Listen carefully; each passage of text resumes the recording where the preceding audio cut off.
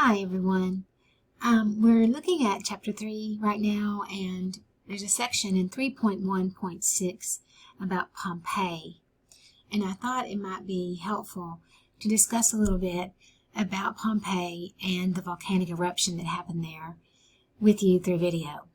So, of course, the volcanic ash that destroyed Pompeii was from Mount Vesuvius, and this was in ancient Rome. I'm looking at an article right now from Smithsonian that discusses how Pompeii's history reads like a Greek tragedy.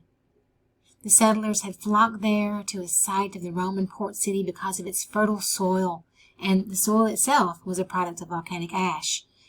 But that very same volcano would erupt and doom the city of 10,000 to 20,000 people in AD 79. So what's exciting to us now is that we can discover what the people of Pompeii were like, how they lived, maybe their cultural practices, from what we're digging up. The archaeology tells us much.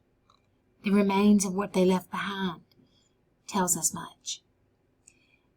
For example, there is a site called the Garden of the Fugitives in Pompeii that displays plaster cast of some of the victims in their final moments of life, and that, of course, would be a very moving exhibit to see.